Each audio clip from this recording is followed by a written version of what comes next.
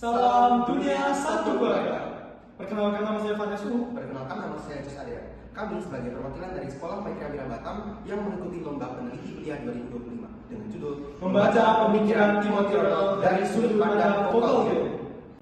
Yang pertama itu adalah pendahuluan yang dimana ada perkembangan media sosial dan desentralisasi informasi yang memungkinkan para retail untuk menyebarkan informasi mereka secara bebas sehingga menghasilkan beberapa fenomena seperti Timothy Ronald yang dianggap sebagai investor muda, edukator finansial di dunia kripto, dan konten kreator yang berpengaruh yang memberi konten kontroversial seperti sekolah itu scam. Tapi ternyata tidak hanya Timothy Ronald, juga masih ada tokoh seperti Elon Musk dan Donald Trump yang mempengaruhi sentimen pasar kripto melalui bahasa yang retoris, yang persuasif. Dan oleh karena itu peneliti melihat bahwa ada suatu upaya yang tersembunyi di balik memperkenalkan kripto oleh para tokoh seperti Timothy Ronald. Selanjutnya adalah rumusan masalah. Kripto menawarkan janji kemerdekaan finansial, tetapi janji ini sulit realisasi karena adanya problematisasi masyarakat. Timothy Ronald memperkenalkan kripto sebagai solusi kemerdekaan finansial yang memberikan dampak bagi generasi muda untuk menjadi self-entrepreneur investor dengan wacana disiplin dan tanggung jawab diri. Hal ini namun mengabaikan beberapa risiko volatilitas, ketimpangan struktural, dan juga aspek regulasi sosial. Terdapat beberapa pertanyaan dari peneliti, yaitu mengapa Timothy Ronald memperkenalkan kripto, kemudian unsur-unsur apa saja yang berusaha diabsenkan Timothy Ronald dalam wacananya. Tujuan penelitian yaitu membongkar dan mendiskusikan pemikiran Timothy Ronald terkait kripto dengan kerangka analisis genealogi wacana lokal. Secara teoritis memberi pemahaman tentang implikasi kripto bagi generasi muda, dan secara praktis menjadi rujukan dengan merumuskan kebijakan terkait kemerdekaan finansial generasi muda. Selanjutnya adalah metodologi penelitian.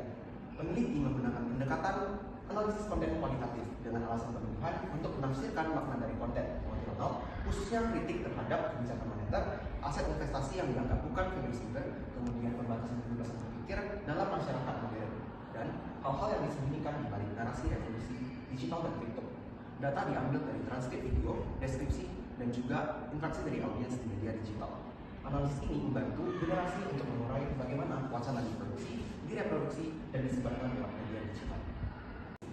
Adapun beberapa teknik pengumpulan data antara lain yaitu observasi, di mana peneliti langsung melakukan pengamatan langsung terhadap konten YouTube si Timothy yang terkait dengan tema pendidikan, sejarah manipulasi, pengetahuan, kritik konstruksi sosial. Yang kedua itu dokumentasi, mengarsipkan video, transkrip, deskripsi, komentar audiens, serta sumber sekunder seperti artikel, literatur, liputan, media.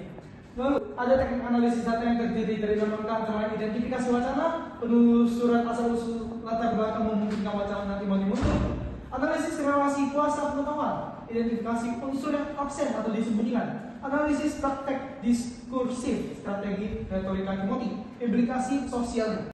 Berdasarkan penelitian yang dilakukan oleh peneliti, ada beberapa data dan hasil yang dihasilkan. Antara lain, pernyataan-pernyataan Timothy Ronald bukan hanya sekedar edukasi finansial, tapi merupakan bentuk produksi wacana yang memuat kekuasaan, ajakan terselubung, serta konstruksi pengetahuan baru yang mengarahkan audiens pada pilihan tertentu yang menurut kita dari investasi kripto, khususnya pada Bitcoin.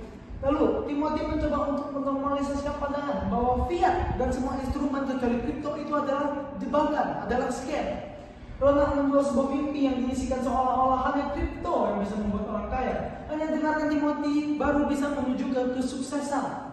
Dengan menjadikan semua aset lain kecuali kripto, pokoknya kita harus tahu dia saja yang bisa menunjukkan kita ke kesuksesan. Ronald memposisikan dirinya sebagai edukator alternatif yang memiliki pola pikir yang berbeda. Dia selalu mengatakan inflasi itu gak bagus, inflasi itu adalah bohongan, dan semua itu adalah jebakan. Selanjutnya adalah kesimpulan. Timothy Ronald bukanlah seorang edukator finansial yang netral, tapi melainkan dia memposisikan dirinya sebagai seorang ahli. Timothy Ronald menciptakan sebuah kebenaran baru terkait yang mengatakan bahwa kripto adalah satu-satunya jalan untuk menuju kesuksesan, sekaligus membungkam pandangan alternatif. Wacana ini berfungsi sebagai teknologi kekuasaan yang mempengaruhi keyakinan dan keputusan investasi audiensnya. Dengan kerangka wacana genealogi lokal, penelitian ini membongkar bagaimana kripto diproduksi sebagai rezim kebenaran. Sekian adalah hasil penelitian dari peneliti. Terima kasih atas perhatiannya terhadap presentasi kita. Saya Vanesku. Saya Jus Adrian. Salam dunia satu keluarga.